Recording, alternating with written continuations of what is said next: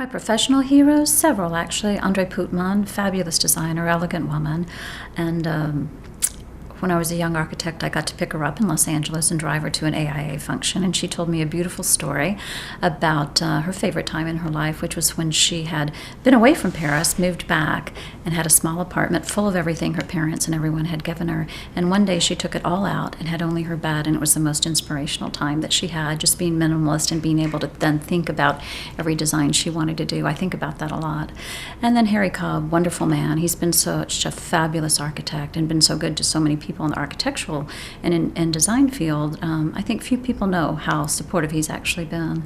And then Shigu Ruban, he's an amazing architect, fantastic projects, and so conscientious about the environment.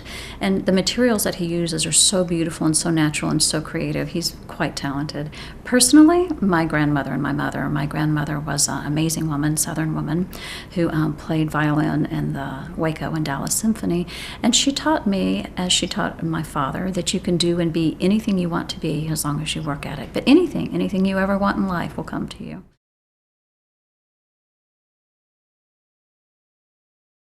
The rewards of designing for hospitality are many. I have to say it's so much fun. My friends in the business ask me, do you like doing hotels? I'm like, I must admit I love it.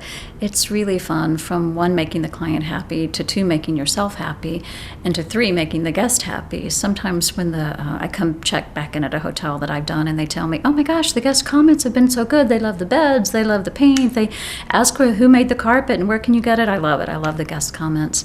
I also love that you get to design pretty much everything. Everything that you want to do, they'll let you do because they want your point of view about the design. So sometimes you get to pick the uniforms, sometimes you get to design the uniforms, and the planters and the plants and the flowers and the sheets and the towels and the linens. It's so much fun.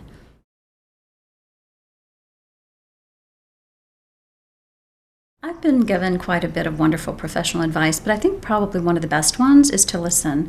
Listen very, very well. You know, you always want to instantly come up with a solution or an idea or instantly retort back, but I think if you really sit back and listen to the parameters, what the client wants, what the surroundings are telling you about a project, I think that's probably the most professional advice. And then secondarily, after you do that, to really go with your own feelings about what's right. Do your homework, do your research, and then go with your own feelings. And the other one, one of my favorite things, was if you start to recognize what you're doing, you're not designing.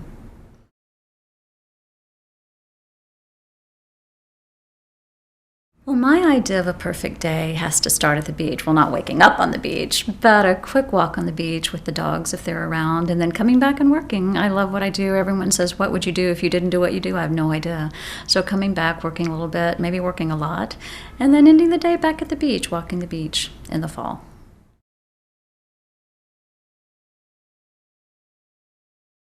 Education is important to me for a number of reasons. One, I had a father who was always educating me and saying that the best thing you can do is always be learning. And if you end up in a profession that you love, you'll always love it and you do well because you'll always be educating yourself because you're hungry for it and you love it. And I find that so true every day in our office, every day in our life. Our career is, as a designer and an architect, is very different, and I learn something absolutely every day.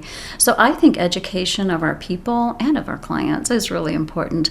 Our staff, I love nothing more than getting a student out of school very smart, very talented, and then just kind of hovering over them and helping them learn. And then I feel like they've learned what I had, and they had what they had, they came with it, and so now they're twice as good. They're better than I am, and I love that. I love that about life. I also, when I retire, if I ever retire, and maybe before, since I may never retire, I want to start a program, needs a better title, but something like Every Child Should Know About Design, and I want to write a very strict treatise and then get volunteers to help do it, and I want it to be on not just architecture and interior design, but graphic design, industrial design, any kind of design that you can think of, and go in at 5th grade, and then again at 9th grade to start teaching children that they may not necessarily be mathematicians or scientists, but they may be creative, but they don't know it. So they could be just as smart as their friends, but in a different way.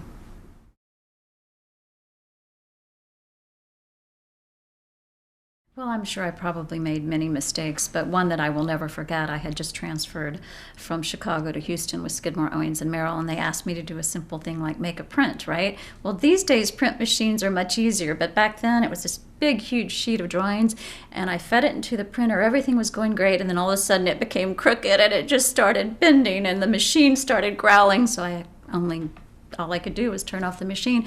And then didn't want to admit that I'd made the mistake, so I had to figure out how to open the machine, get the printout, and fix it, and start it all over again, so nobody ever knew until now. Another rookie mistake was trying to finish a white model in the back of a taxi cab with an X-Acto knife. Well, you can figure out the story from there. Yes, I got a little cut, and then the white model had a little dot of red on it by the time I got to my clients.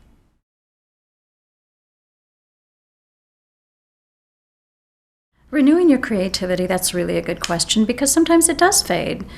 People say, oh gosh, are you creative all the time? And the answer is absolutely no.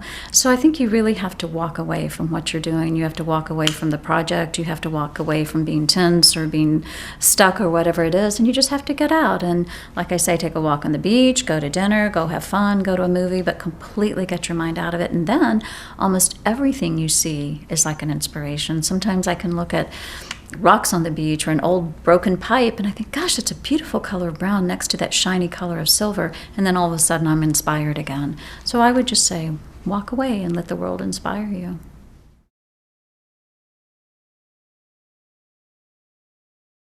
Well, I think most of you know I probably like dogs, so you might not be surprised that sometimes I have 4 dogs at the end of my bed, but you probably would be surprised that my white standard poodle Lily Bunny has a Fifth Avenue cut and her toenails painted.